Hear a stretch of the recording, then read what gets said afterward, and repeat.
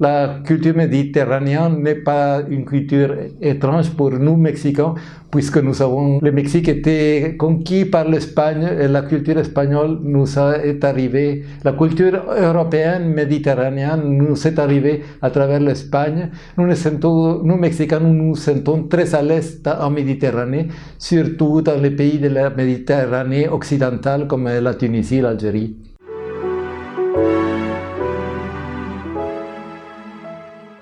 Je suis en Tunisie depuis seulement quelques jours, mais me suis rendu compte avec grande satisfaction que les Tunisiens ont une image positive de mon pays. Et ils me parlent avec sympathie, c'est une chose que j'apprécie beaucoup. Le Mexique est un des grands pays de l'Amérique latine, un des pays les plus peuplés, un pays avec de grandes similitudes avec la Tunisie du point de vue développement historique, du point de vue de la culture.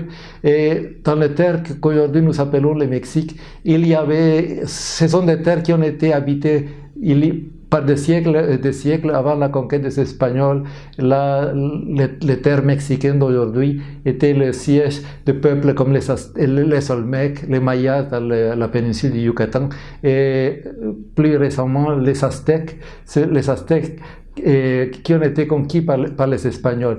Et après, le Mexique d'aujourd'hui, c'est un pays métis, un pays qui est le résultat de l'encontre du mélange entre la civilisation judéo-chrétienne qui a été apportée par les Espagnols et les traditions, la culture préhispanique. Et ça se voit dans beaucoup des aspects du Mexique, en commençant par la langue.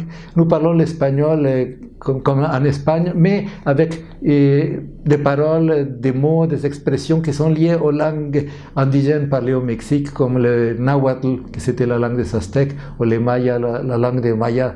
On le voit dans la cuisine mexicaine, que c'était une cuisine métis. On le voit dans la musique, l'art folklorique. Et c'est un pays que j'invite tous les Tunisiens à connaître. Vous vous intéressez à l'Est et vous verrez qu'il y a beaucoup de similitudes du point de vue de la culture, du point de vue de l'histoire.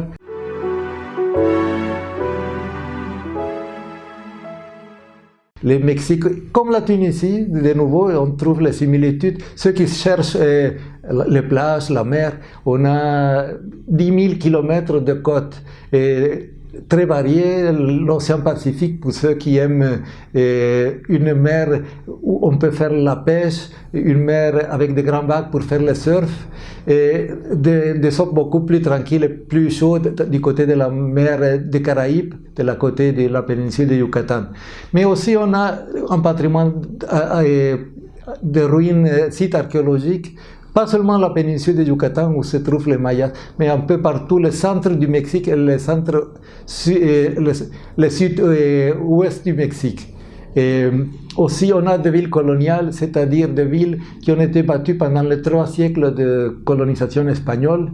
Et c'est là où on voit le mélange entre les traditions indigènes et les traditions espagnoles. Et on a une architecture du XXe siècle très remarquable. Alors il faut absolument visiter aussi la ville de Mexico.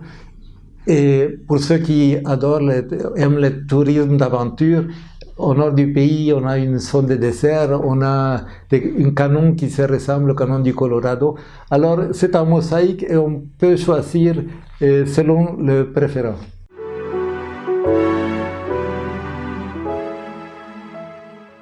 Le Mexique et la Tunisie ont établi leurs relations diplomatiques en novembre 1961, c'est-à-dire on va fêter cette année le 60e anniversaire.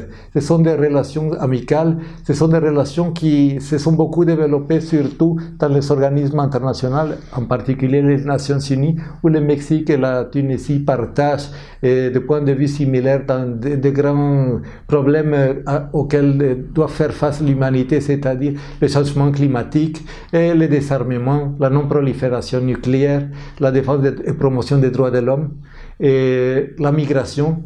Et la mission, les diplomates mexicains à New York, à Vienne, Genève, le siège des Nations Unies, collaborent souvent avec la Tunisie. Et dans cette année 2021, la collaboration a augmenté et fait de grands progrès à cause du fait que la Tunisie et le Mexique, les deux pays, sont membres non permanents du Conseil de sécurité. Pour la Tunisie, 2022, c'est son deuxième année de pertenance. Pour le Mexique, la première année.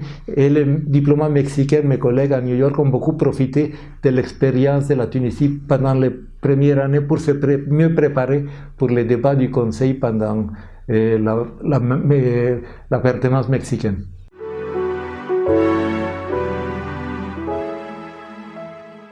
Je partirai avec la joie d'avoir connaître un pays magnifique et un pays qui m'a beaucoup impressionné parce qu'on voit un pays qui bouge, un pays qui est très orgueilleux, très content de son passé et qui regarde le futur avec confidence.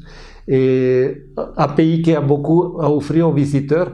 Je dois dire que, comme beaucoup de Mexicains, je croyais d'abord que c'était surtout la Tunisie, c'était les belles plages, le site archéologique, mais je me suis rendu compte qu'il y a beaucoup plus. Et j'ai découvert l'architecture de la ville de Tunis, l'art nouveau et l'art déco, et je pars avec le désir de revenir.